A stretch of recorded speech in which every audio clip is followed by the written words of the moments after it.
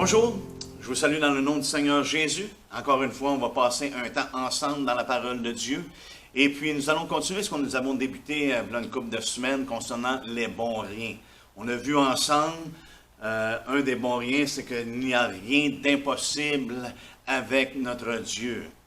Et pour ça, nous sommes extrêmement reconnaissants. Et nous avons vu la semaine passée que nous devons demeurer en Jésus, parce que sans lui, nous ne pouvons rien faire. Et ça, c'est un bon rien de reconnaître quand nous-mêmes, nous n'avons pas la capacité, on n'a pas la force et puis la puissance de faire quoi que ce soit, en fait, de servir Dieu de façon appropriée.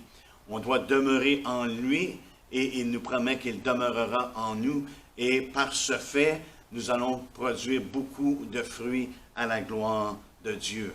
Aujourd'hui, j'aimerais qu'on regarde en fait ce que Paul nous dit et ce qu'il affirme que le Seigneur lui-même nous avait enseigné. Et si vous voulez tourner avec moi dans Philippiens 4, et nous allons lire le verset 6, un verset qu'on connaît très bien, que même Guy a fait référence il y a 2 semaines lorsqu'il a prêché. Ça nous dit, ne vous inquiétez de rien. Mais en toutes choses, faites connaître vos besoins à Dieu par des prières et des supplications avec des actions de grâce. Donc ici, nous avons un bon rien. Et ça, c'est le fait qu'on n'a pas besoin de s'inquiéter. Nous n'avons rien à nous inquiéter, mais plutôt de suivre les consignes qui nous sont données lorsqu'il y a des anxiétés, lorsqu'il y a des angoisses qui viennent vers nous ou qu'on se trouve dans des moments de crainte, d'inquiétude. Ici, la parole de Dieu, Paul nous dit clairement ce qu'on doit faire, et ça, c'est d'aller à lui et de faire connaître à Dieu nos besoins.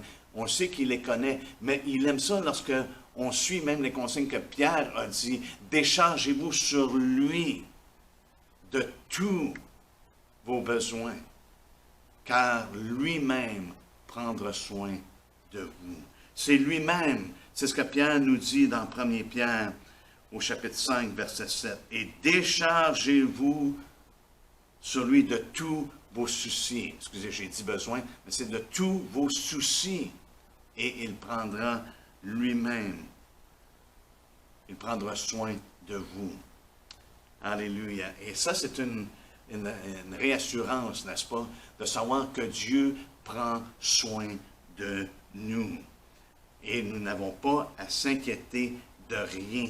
Et ça, c'est la bénédiction, frères et sœurs, d'un cœur libre, de la tranquillité d'esprit que Dieu nous accorde en son Fils Jésus-Christ. Et je crois que c'est un besoin dans les temps dans lesquels nous nous trouvons.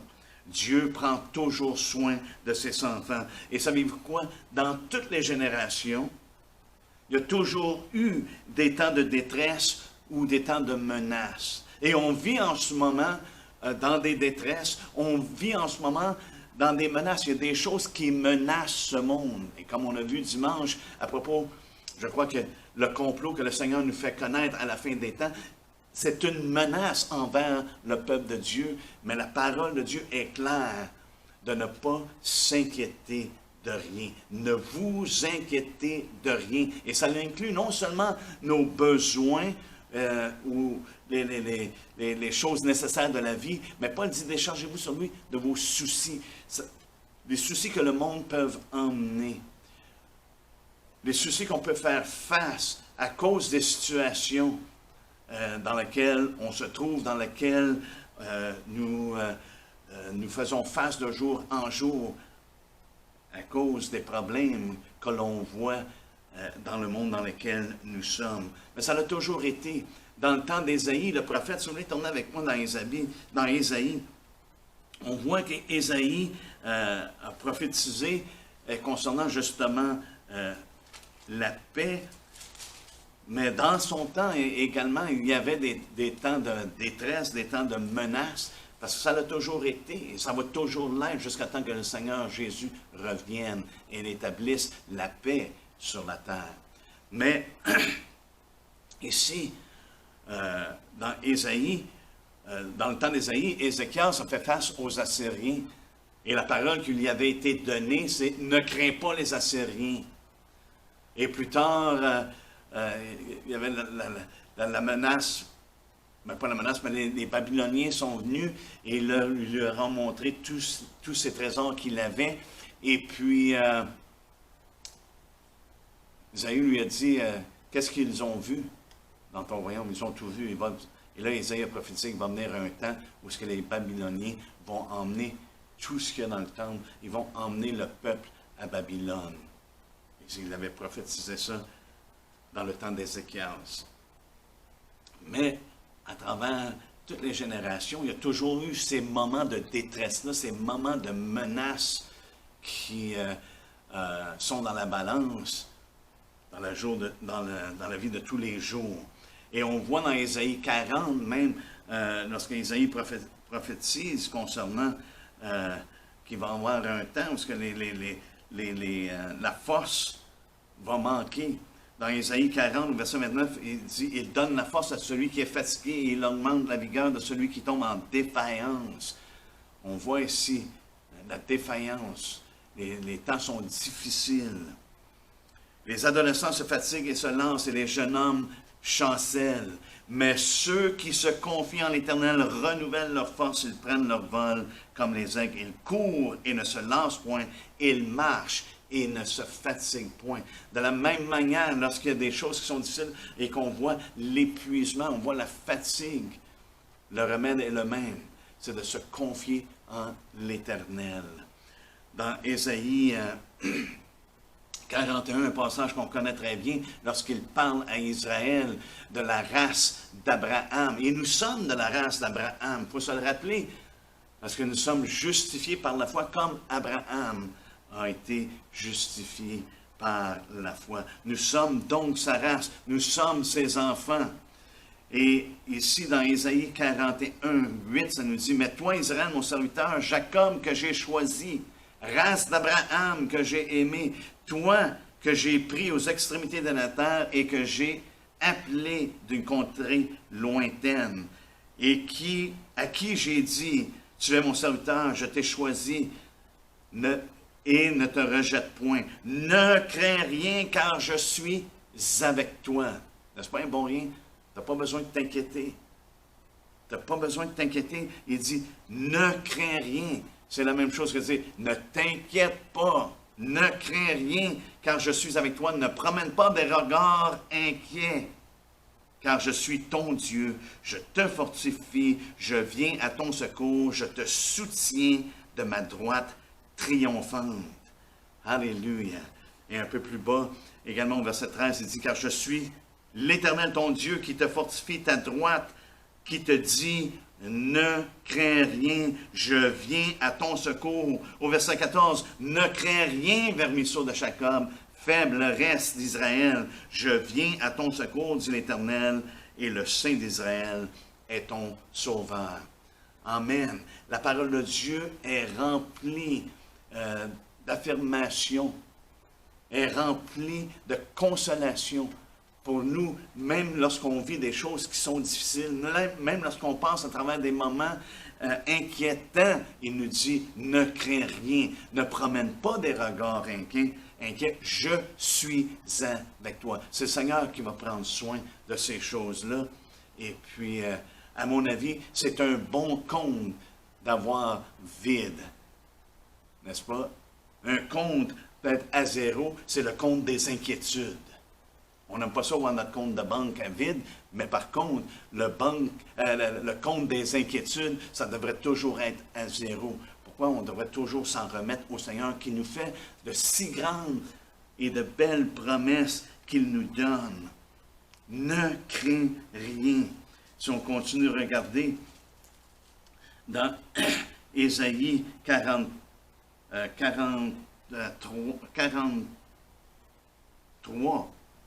Ésaïe 43, oui, c'est ça.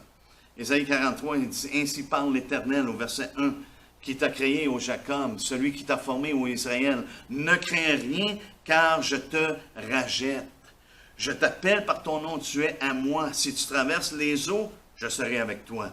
Et les fleuves, ils ne te submergeront point. Si tu marches dans le feu, tu ne brûleras point, et la flamme ne t'embrassera pas. Car je suis l'Éternel ton Dieu, le Saint d'Israël, ton Sauveur. Il nous rappelle que c'est lui qui sauve, c'est lui qui nous garde, c'est lui qui nous porte, c'est lui qui nous protège. Et je crois qu'il est extrêmement important pour nous de se rappeler de ces choses-là et de s'assurer que notre compte est à zéro au niveau des inquiétudes. Comment? En venant à lui, en se déchargeant sur lui de tous nos soucis. Je sais que c'est facile à dire, mais savez-vous quoi, frères et sœurs? C'est quelque chose qui est simple à faire, parce que c'est ce que la foi fait. La foi nous pousse vers notre Dieu, de s'approcher de lui et de se décharger sur lui, de faire connaître nos besoins à Dieu. Il aime ça lorsqu'on s'approche de lui et qu'on lui parle. Et qu'on lui parle des choses qui nous troublent, des choses qui nous inquiètent. Et de les déverser devant lui. On voit ici également, au verset 5 du chapitre 43, « Ne crains rien, car je suis avec toi. Je ramènerai de l'Orient ta race, et je te rassemblerai de l'Occident. » Quelles que soient les choses qui peuvent arriver dans nos vies, Dieu va accomplir sa promesse. Il va accomplir sa promesse et nous n'avons rien à craindre. Des fois, on ne comprend pas toujours ce que Dieu veut faire ou ce qu'il fait, mais notre assurance est en lui. Et notre confiance est en lui. Et sa parole nous dit clairement de ne rien craindre, de ne pas s'inquiéter. La même chose au chapitre 44, au verset 2, ça dit « Ainsi par l'Éternel qui t'a fait et qui t'a formé dès ta naissance, celui qui est ton soutien. » Le Seigneur nous soutient. « Ne crains rien, mon serviteur, Jacob, mon Israël, que j'ai choisi. » Nous sommes choisis en Jésus-Christ, et ici la promesse de celui qui nous soutient, c'est « Ne crains rien. » Le Seigneur nous a dans sa main, nous n'avons rien à craindre. Personne ne peut nous arracher de sa main. Donc, nous devons faire ce que le Seigneur nous dit, par contre, de demeurer en lui, de venir à lui, de déverser nos soucis à lui. Dieu sait Dieu connaît nos besoins, n'est-ce pas? Jésus nous en a fait part, des besoins naturels de la vie. Regardez avec moi dans Matthieu. Matthieu 6, on connaît le passage, très bien le passage. Mais dans Matthieu 6,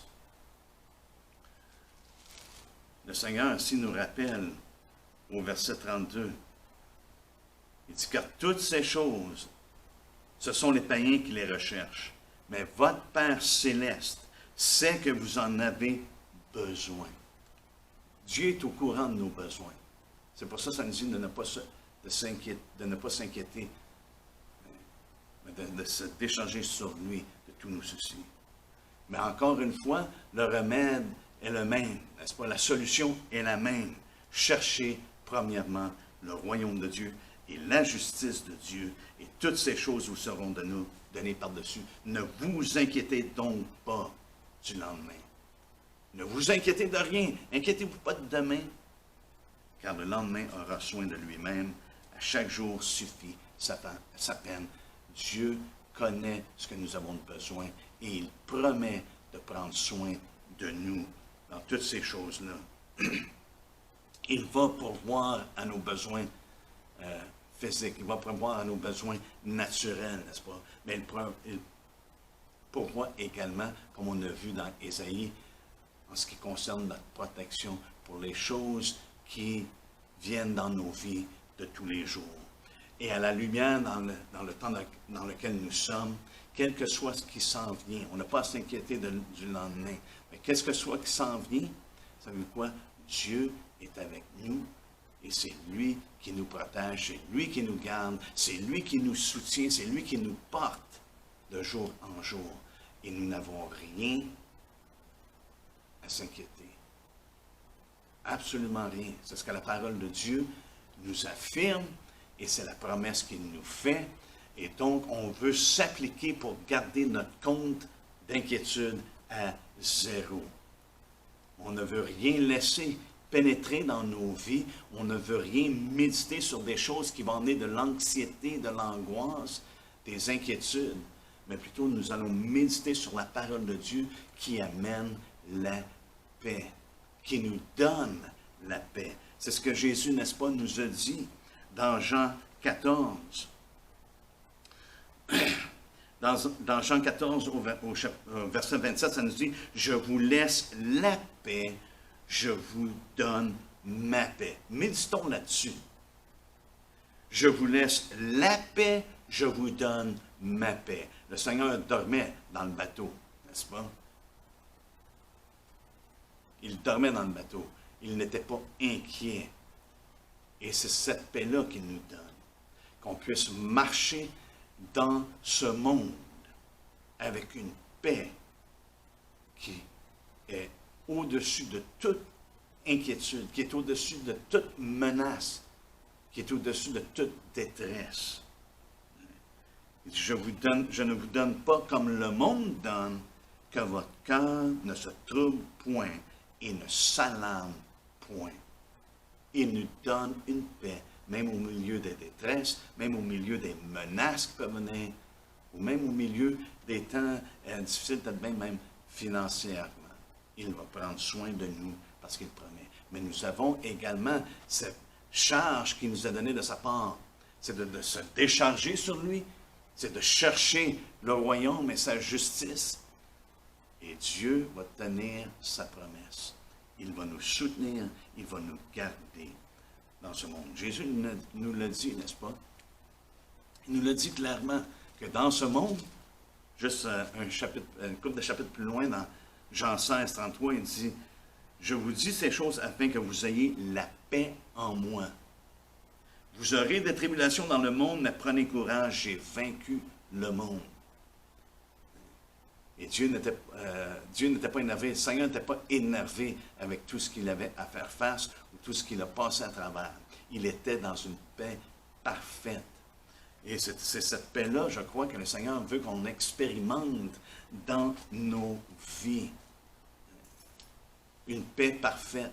Ésaïe fait référence justement à cette paix parfaite-là dans Ésaïe 26, au verset 3, ça nous dit « À celui qui est ferme dans ses sentiments, tu assures la paix, parce qu'il se confie en toi. » C'est comme si notre niveau de paix est directement relié à notre foi, n'est-ce pas? Parce que notre foi, c'est ce qui fait qu'on se confie en l'Éternel. J'ai confiance en Dieu. Ça, c'est la foi en action. Je te fais confiance, Seigneur. Et ici, il nous dit, celui qui est ferme dans ses sentiments, celui qui est ferme dans ses pensées, dans son cœur, les pensées de son cœur, tu assures la paix. Dans certaines versions, ils disent la paix parfaite. La paix parfaite, parce qu'il se confie en toi. Et c'est ce que, justement, Paul dit aux Philippiens, n'est-ce pas? Et la paix de Dieu, lorsqu'on ne s'inquiète pas, on fait connaître à Dieu nos besoins par des prières, des supplications, des actions de grâce, et la paix de Dieu qui surpasse toute intelligence gardera vos cœurs et vos pensées en Jésus-Christ. C'est cette paix parfaite-là. Et la paix de Dieu qui surpasse toute intelligence. Ce n'est pas quelque chose qu'on peut décrire. Ce n'est pas quelque chose qu'on peut simplement expliquer. C'est quelque chose qu'on doit expérimenter en mettant notre confiance en Dieu. Et puis, à travers l'histoire, ceux qui ont été exécutés à cause de leur foi, souvent les exécuteurs étaient bafoués de voir la paix que ces gens-là avaient, même au milieu de leur plus grande tribulation.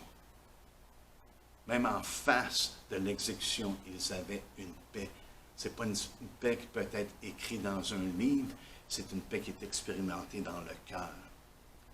Tu assures la paix, parce qu'il se confie en toi.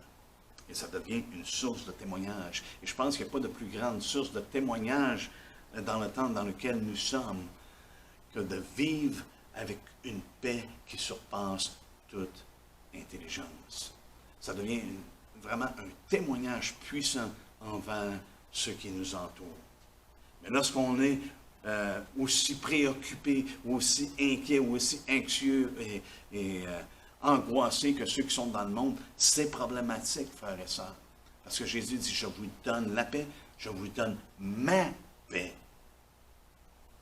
Est-ce que nos vies représentent la paix que Christ donne? Donc, on veut garder ce compte d'angoisse, ce compte d'inquiétude. On veut le garder à zéro. Un compte qui est vide, mais plutôt rempli de la paix de Dieu.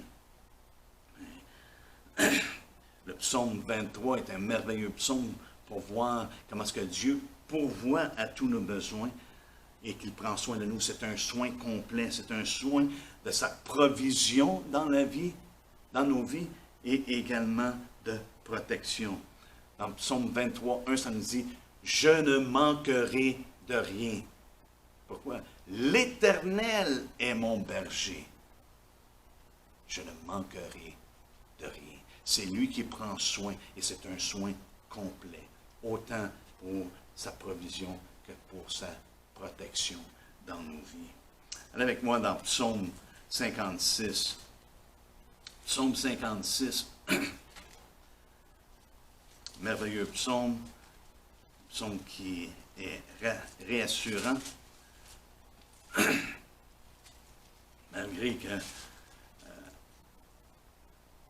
c'était un temps de détresse. Et puis, mais toutefois, David savait où aller chercher sa paix, son assurance. On va simplement lire le verset 4 et 5. Ça nous dit, « Quand je suis dans la crainte, David a fait face à des grandes détresses. Et oui, les sentiments de crainte, d'angoisse, d'anxiété, ces choses-là, c'est une réalité. Mais nous n'avons pas à demeurer dans cet état-là ou de nourrir en méditant sur ces choses-là. On peut simplement faire ce que David a fait. Regardez ce qu'il a fait. « Quand je suis dans la crainte, en toi, je me confie. » On voit la réalité. Oui, on fait face à des choses qui sont parfois énervantes, mais je me confie en toi. Je me glorifierai en Dieu, au verset 5, en sa parole. Je me confie en Dieu, je ne crains rien. Voyez-vous l'assurance de David? Oui, il dit, hey, quand je suis dans la crainte, des choses qui arrivent, qu'est-ce qu'il fait? Je me confie en toi. Je me glorifie en Dieu, en sa parole. Et c'est là l'important de méditer sur la parole de Dieu nuit et jour. La méditer continuellement. Qu'on nourrisse notre cœur de la parole de Dieu, que notre foi grandisse, qu'on puisse justement se confier en lui absolument. Il dit, je me confie en Dieu, je ne crains rien. Je vis des craintes, en me confiant en Dieu, je ne crains rien. Ces craintes-là s'en allent. Il s'enfuit. Ou elle s'enfuit plutôt. Ces craintes s'enfuient. Au verset 11 et 12, il parle pratiquement de la même chose.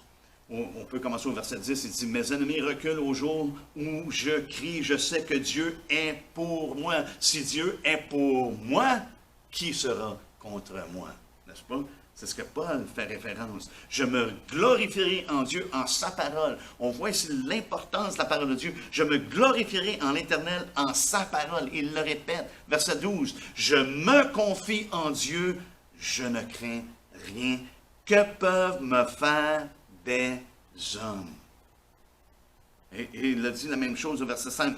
Que peuvent me faire des hommes? Ça peut sembler hors contrôle.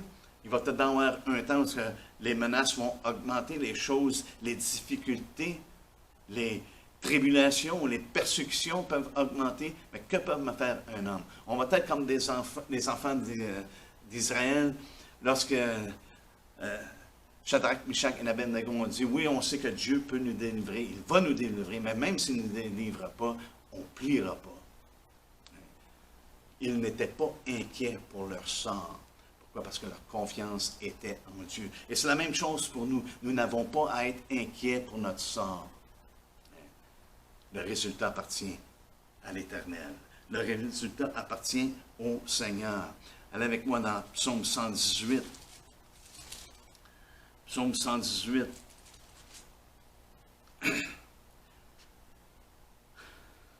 Nous allons lire à partir du verset 6. L'Éternel est pour moi. Je ne crains rien. Que peuvent me faire des hommes? Oh, quelle confiance! Hein? L'homme, à comparer à Dieu, c'est rien. Donc, je n'ai rien à craindre. L'Éternel est mon secours, et je me réjouis à la vue de mes ennemis. Mieux vaut chercher un refuge en l'Éternel que de se confier à l'homme. Mieux vaut chercher un refuge en l'Éternel que de se confier au grand. Frères et sœurs, ce n'est pas le temps en ce moment de mettre notre confiance dans les hommes. Même en face de ce qu'on vit en ce moment avec le COVID-19, notre confiance n'est pas que les hommes trouvent une solution ou un remède ou un vaccin ou ces choses-là. Notre confiance doit être en Dieu parce que c'est lui qui nous garde. Il n'y a rien de sécure, il n'y a rien de parfait avec les hommes. Mais en Dieu, tout est parfait. Il fait toutes choses à merveille. C'est une des choses que les gens, lorsqu'ils ont vu Jésus faire les œuvres qu'il faisait, qu'ils étaient émerveillés. Il fait toutes choses à merveille. Donc Dieu a nos vies entre ses mains et il est pour nous. Je ne crains rien. L'Éternel est mon secours. Je sais qu'en son temps, l'Éternel va agir pour le bien de son peuple, de son Église. Il le fait en tout temps. Et c'est lui qui garde nos cœurs à travers tout ce qu'on peut vivre. Il garde nos cœurs et nos pensées en Jésus-Christ avec une paix qui surpasse toute intelligence. N'est-ce pas? Donc, ça c'était le troisième bon rien. De garder à vide le compte des inquiétudes et craintes. C'est un bon rien, n'est-ce pas? On n'a pas à s'inquiéter. On n'a pas à craindre de rien. Alléluia. Et je pense que c'est important que ces choses-là soient le sujet de nos réflexions. Il n'y a rien d'impossible à Dieu. Absolument rien d'impossible à Dieu. Par contre, par nous-mêmes, on ne peut rien faire. Mais avec lui, par celui qui nous fortifie, nous pouvons tout faire. Et puis, de laisser rien dans ce monde, que ce soit des détresses, que ce soit des menaces, que ce soit les besoins de la vie de tous les jours, venir nous inquiéter. Parce que la parole de Dieu est claire, que nous n'avons rien à craindre. Il a nos vies entre ses mains. Alléluia. Donc, que ce soit le sujet de nos réflexions. Amen. Soyez abondamment bénis et on se revoit plus tard ce soir sur le Zoom.